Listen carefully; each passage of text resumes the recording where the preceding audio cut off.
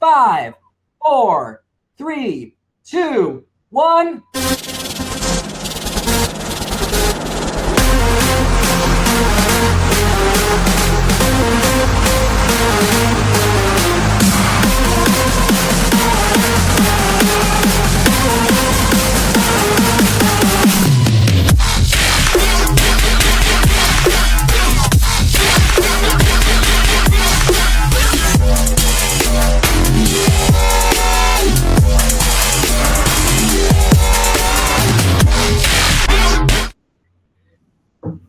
What up, my Facebook fam? Thank you so much for tuning into this show. This is going to be an amazing show.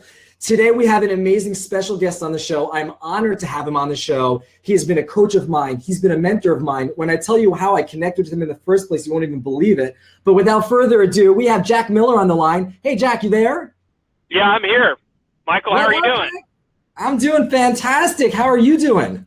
It's great to see you. I really, I've enjoyed so much watching your growth and getting to see you develop your brokerage and your company. It's super cool, and I'm really glad to be here.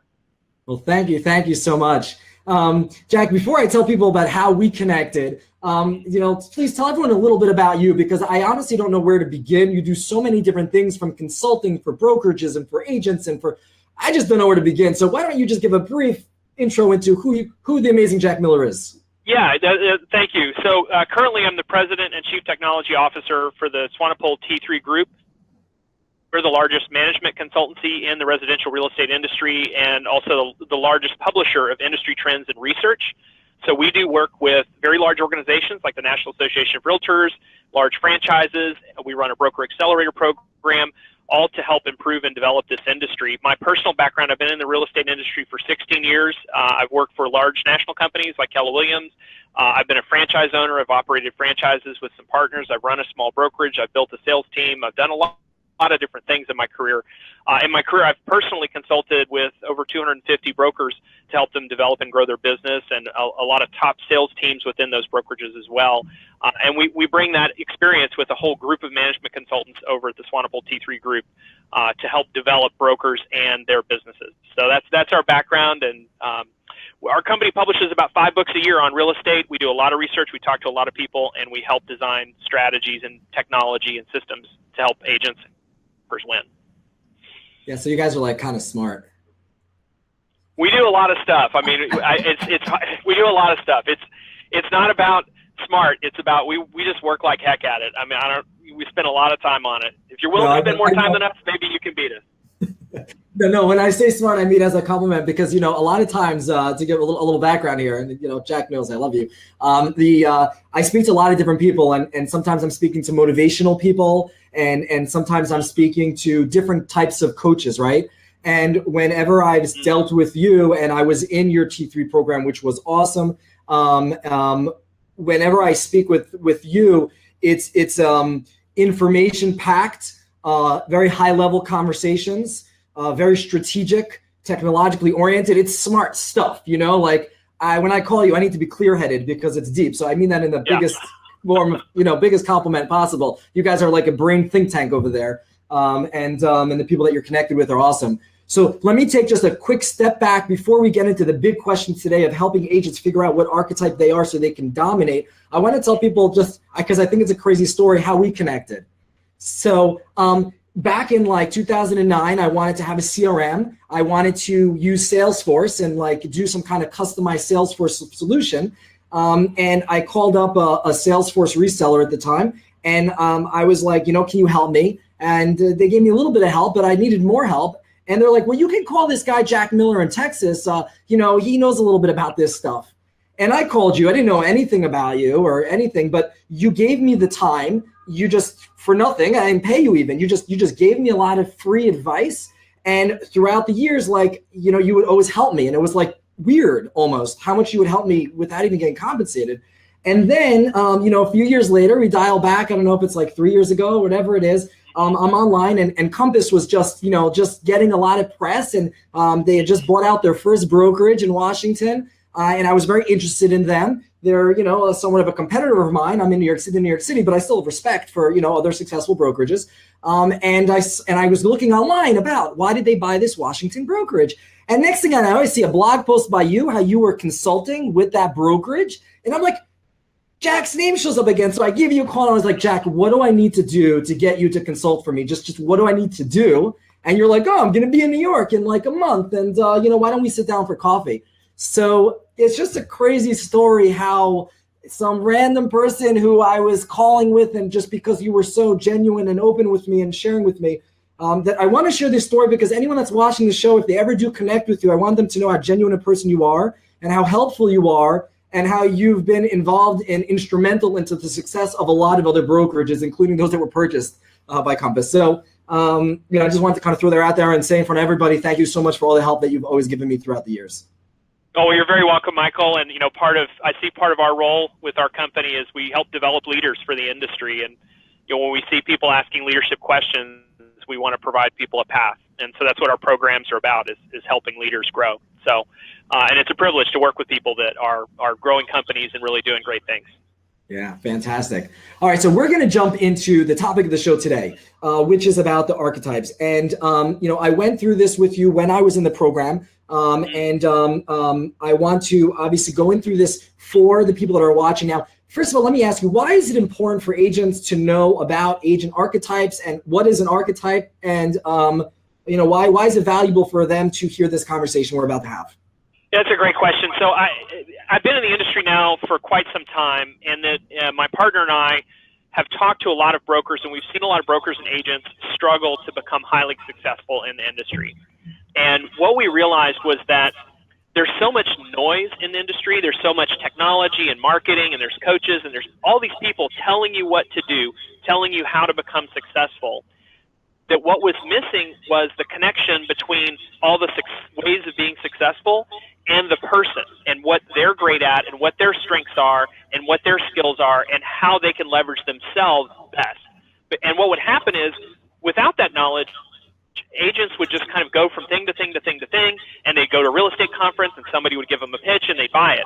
And then they wouldn't be successful with it because 3 weeks later they've forgotten about it. They go to another conference, they buy something else. They do a coaching program, they do something else.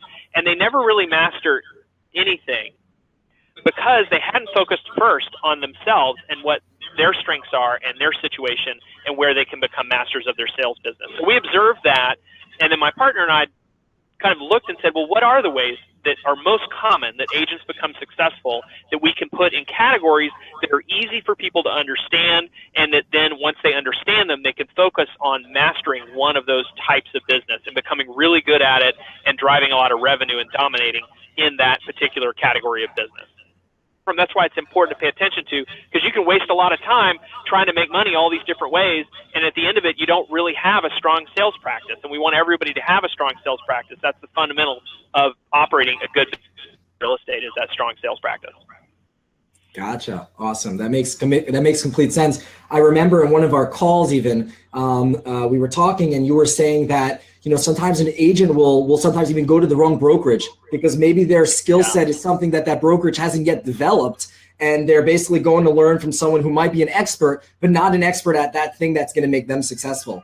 And it really meant a lot to me, and it did a lot for me because as I've been growing my brokerage, and we're growing fast now, I've had to, understand that different agents work differently, and you need to focus with those agents in different ways. And we definitely have some agents that are awesome at lead gen, and we have other agents that are great at cold calling, and we have other agents that are good at marketing. So it's an interesting thing to delve into. So let's jump into what are the 4 archetypes. Let's start off with just labeling the 4 of them, and then dialing it down if you're comfortable handling it down. We'll go through each of the 4 at a high level. Now, keep in mind we have a lot of material on this in our programs that we're getting into. So the 4 archetypes. I'm going to put up a drawing for everybody to look at right in front of the screen here. So this is just a quick drawing. You can do it yourself. You can just draw an axis, and you draw an axis, and on the right side you're going to write warm, and on the left side you're going to write cool. On the top, you're going to write active, and on the bottom, you're going to write attractive. I know that's a little harder to see, but attractive. So active and attractive, okay? Then each quadrant represents a different way of doing business. So this is the first quadrant, which is the networker. Okay, the networker makes money by networking, and I'll talk more about each one of these quadrants in a minute. The prospector makes money by prospecting, and I'll go through what the prospector is and does. Down here, this is the lead converter. The lead converter converts leads, and over here is the marketer. So the marketer makes money via use of marketing and marketing technologies. Okay, so that's the basic. And if you draw this diagram and just put it up on your wall, this alone will be valuable to you, because what I can tell you is every sales practice fits in one of those quadrants. Every piece of technology usually is good at one of those quadrants, sometimes at two. Every coaching program is teaching you something out of one of these quadrants. And if you know that, then you can focus on the quadrant that you think is going to be most effective for you. So now I'm going to talk about the quadrants just for a minute so that you can work around the quadrant system and the archetypes with me. So if you are a networker, the way you make money is you make money by being in contact with people. So you actively network. That's why it's on the top of the chart. It's active. So you're actively out in the community, meeting with people, being in kind of public-facing roles. You might be, the soccer coach. You might be the Cub master. You might be a contributor, a leader for charities. But you are involved with your community, and you're out there meeting, and that's how business comes to you. You don't spend a lot of money, you don't have a bunch of fancy technology, and business seems to come your way because people know, like, and trust you. You are part of their network. So that's how a networker makes money. Now, networkers don't need a pile of fancy technology to have a good income. They just need to do things that help them network with more people. And so that's a key thing. A lot of times networkers get in real trouble when they start monkeying around with other kinds of technology or lead gen, because if you're a networker and a person comes up to you at a party and says, hey, I talked to my friend Phil, and Phil said, Mike, that you are trusted and that you could help me sell my condo, what's your conversion rate on that?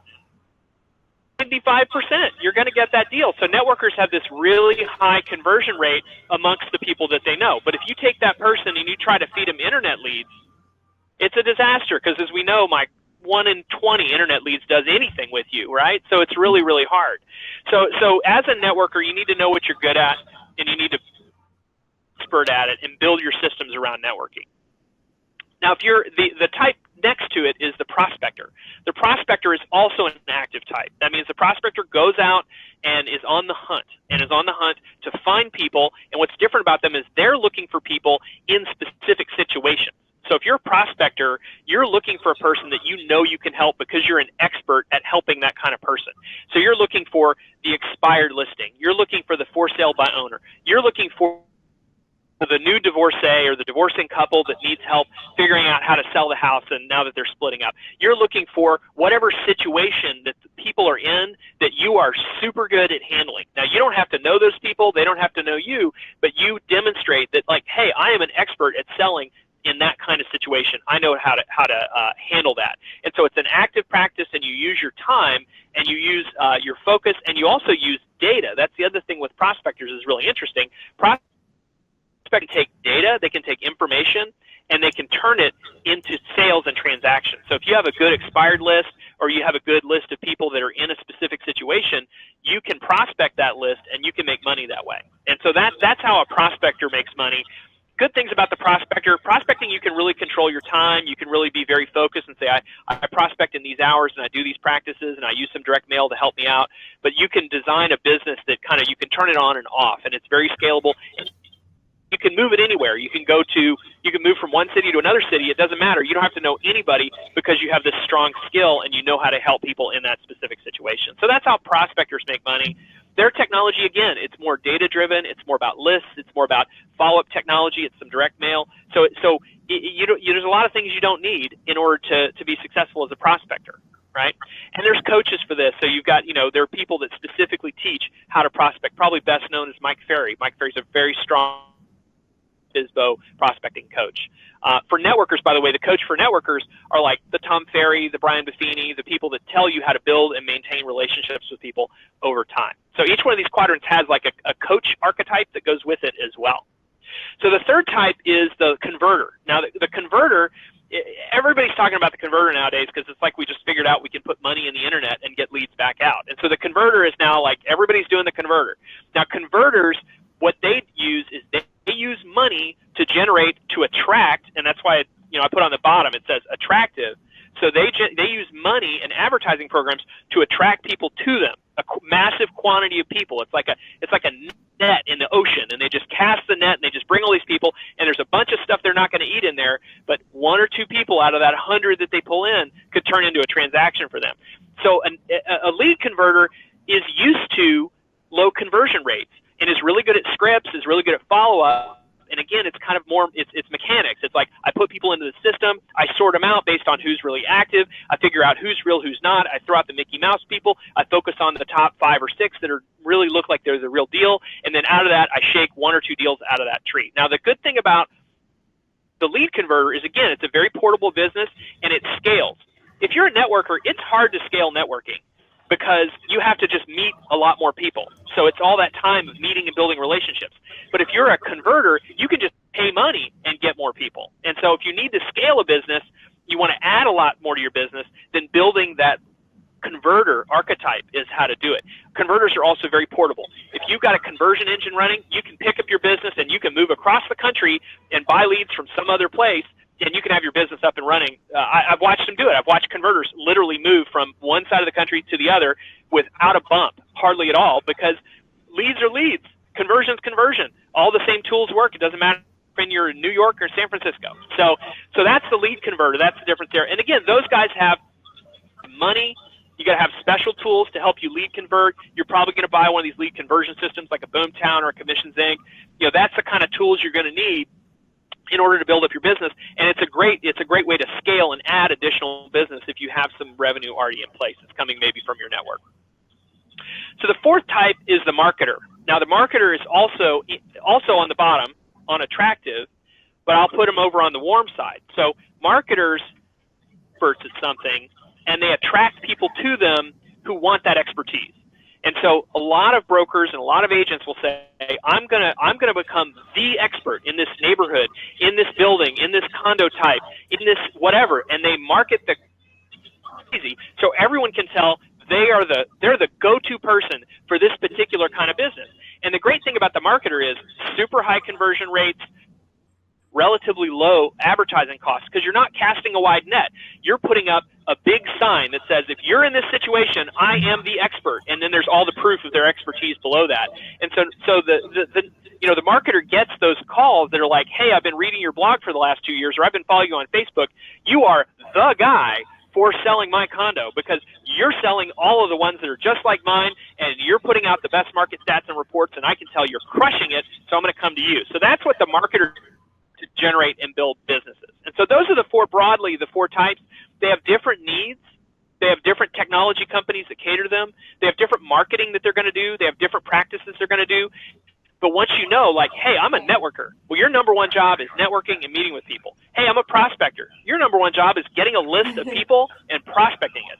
You're a lead converter. You got to have money, and you got to generate leads, and you got to convert them. That's your job. And anything that doesn't do that really, really, really well, you can ditch it.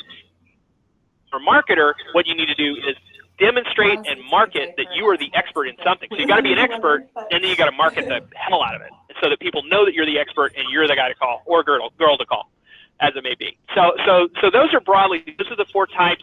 I've had a lot of agents come to me after this when I give the full talk, and there's a lot more depth to this, of course.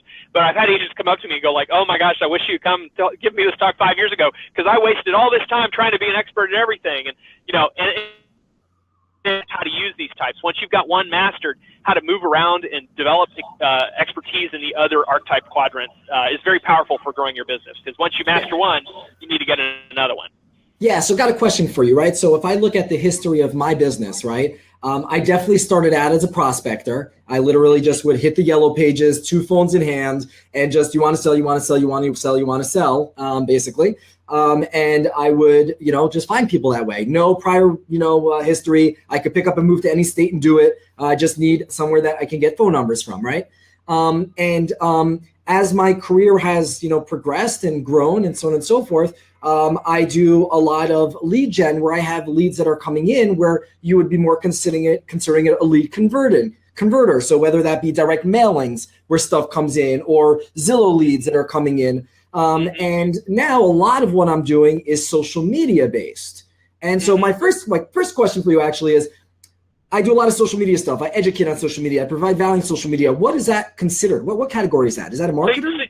So you're a marketer. Yeah, you're a marketer. You're demonstrating that you have expertise in helping agents become more productive in order to attract them into being, for the right agent, for being part of your company. And you're marketing that capability and you're putting it on a billboard. The billboard just happens to be Facebook and Google Hangouts, and that's what you're using. So and by the way, that's a very classic move. A lot of people start out in other quadrants and move around during their careers. And the marketer is a very desirable quadrant to be in because it's hard to be a good marketer. It actually takes a lot of skill and knowledge to get there. There's a lot of the other quadrants you can develop very quickly. Marketer's hard, but it's also very efficient and it's very powerful. So it's one of the ones that takes time to develop. Most people can't come out and just be a marketer instantly. They have to kind of earn their way into being a marketer. Great. So that's where I was going with this question, because I sit down with agents every day and, they sit in my office and they're about to start working here, or even before. I consult a lot with agents. And I always ask them, what's their biggest challenge? And it's all about, how do I get business?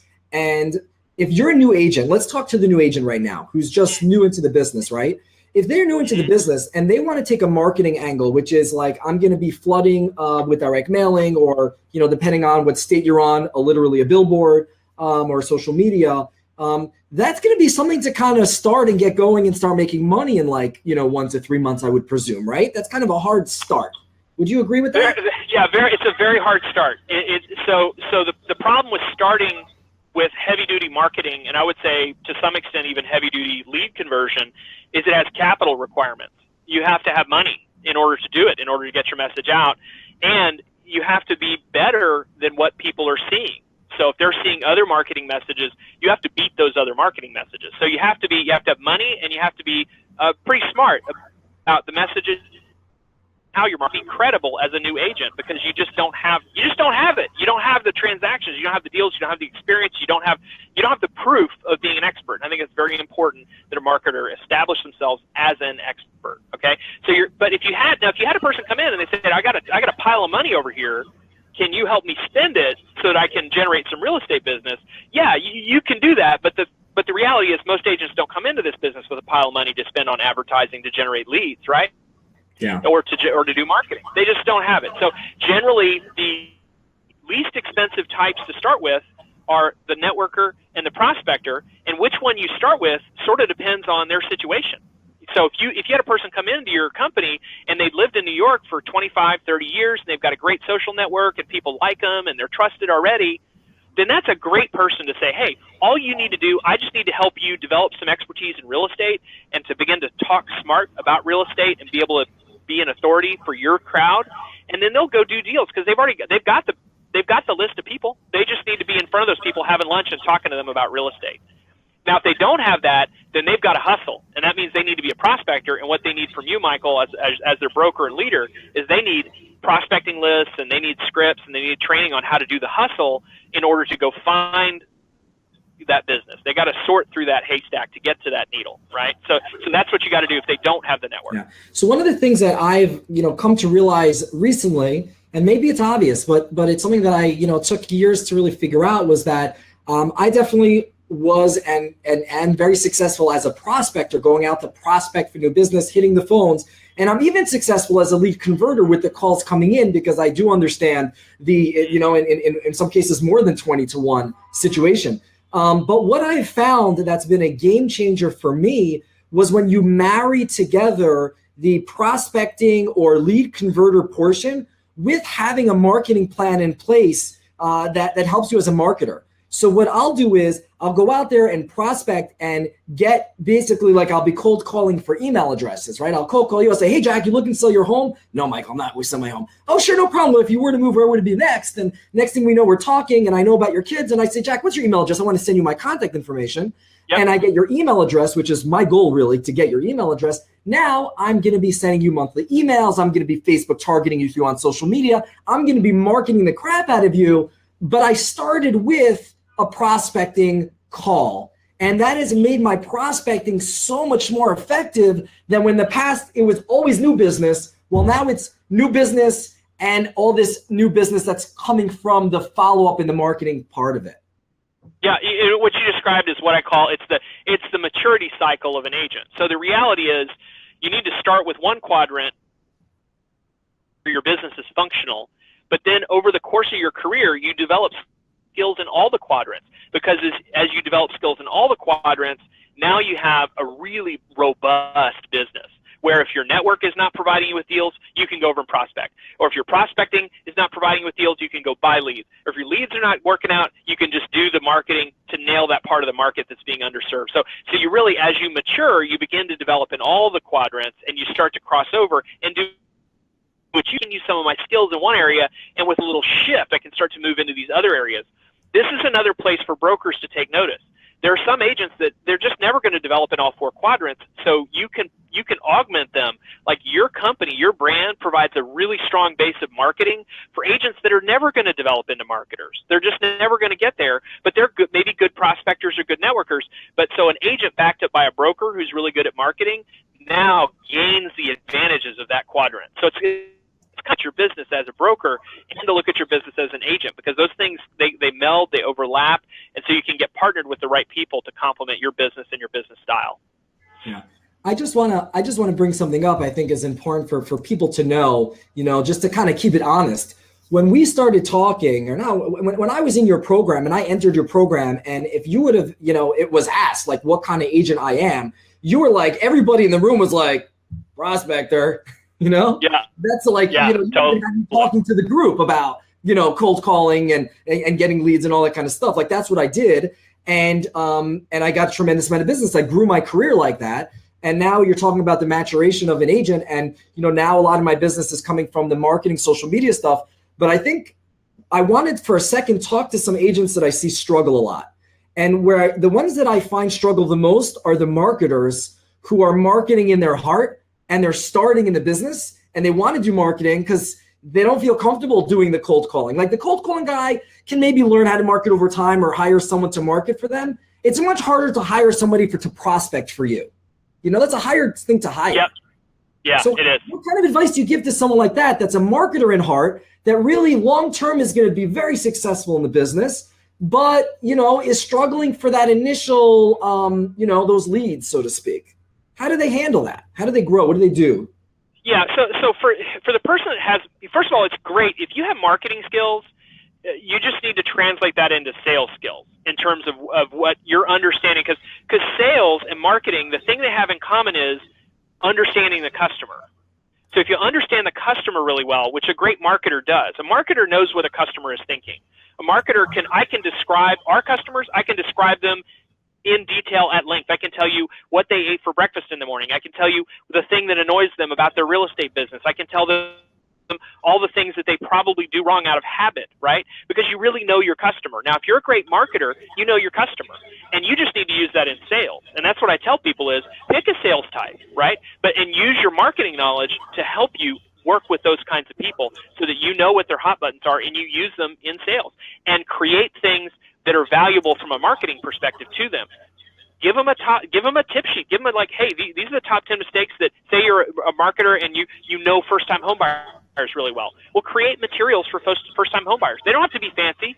They don't have to be a billboard, but it's like, hey, I have my top 10 tips for New York first-time home buyers in whatever specific niche you want to be in, right? And then that's your first marketing piece. And then build another one, and then build another one, and then build another one. And use them when you're talking to your network or when you're prospecting. And that's how you begin to build your marketing library and use it in a sales productive way.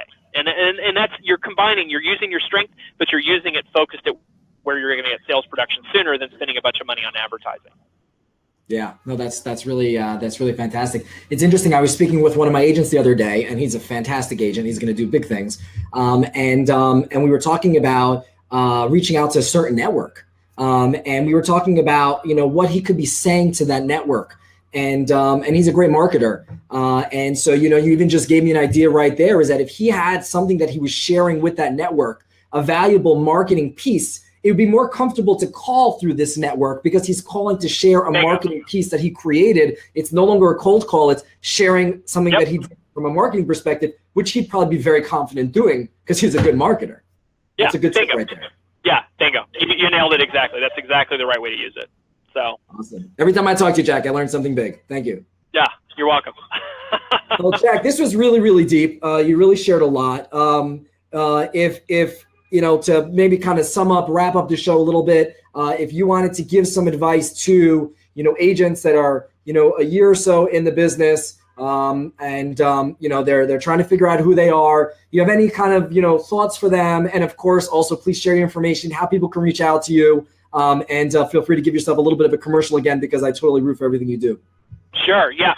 So for agents that are maybe newer in the business, it's their first couple of years, what I would tell you is, identify a mentor. And it doesn't mean you have to go work for them, but identify people that have a mature business so that you can save yourself the time of figuring out by trial and error. And I think it's really important. This can be, a broker. It can be a brokerage that has a mature program and has people that will mentor you. It can be being part of a sales team. But it is the thing that will move your business forward the fastest if you're around a person that's already been productive in this industry for 7 or 8 years and has got it figured out for themselves. So I'd say get a mentor, get somebody that you can study with or learn from.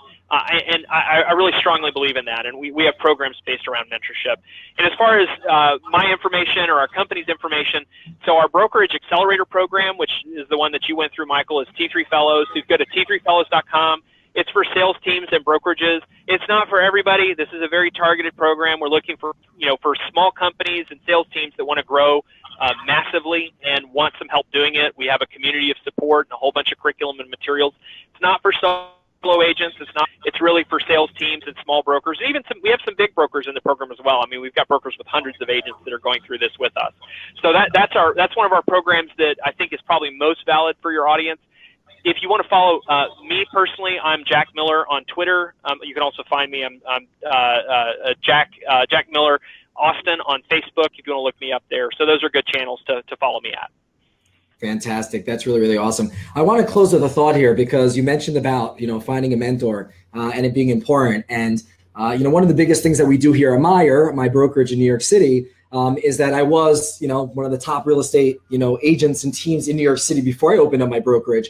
And what I'm saying to agents every time when I meet with them and we sit down is, you don't need to reinvent the wheel. Like, there's already business practices out there that work for all these different archetype agents. When they come into our firm, for example, it's all about coaching them to success so they can build an epic business for themselves. And what that means is giving them the opportunity to see what success looks like and to see what are practices that lead to success. So if you're a cold caller, you might want to be reading and learning about what do people do that cold call. And we even give you certain groups to follow that, that cater to that online. And there's so many different Facebook groups out there that will cater to every different type of agent archetype, that there's so much value and knowledge that's out there. So I think it's really phenomenal that you're telling people to go out there and find themselves a mentor, find themselves someone to be inspired by, and someone that you can just, copy and make it their own. So that's really, really, really great stuff. So thank you so much for sharing, Jack. Thanks for getting on the phone, getting on the line here and going live with us. If anybody is thinking about looking for a great mentor, Jack is a guy you should call. If anybody would like to connect with me, my name is Michael Meier. You can reach me on Facebook, on Instagram, on Snapchat at Michael Meier NYC or michaelmeiernyc.com. And other than that, Jack, once again, thank you so much. Everybody, thank you so much for listening. Please share this. There's a lot of value over here in this episode. It should be shared. And if you have any further questions, continue to ask your questions below. Reach out to Jack. Reach out to me. We're happy to share with you, experiences and successes and guide you, wherever you may be. So thanks so much, Jack. Thank you very much. And everybody, have yourself a good evening. Have a good night and talk to you later.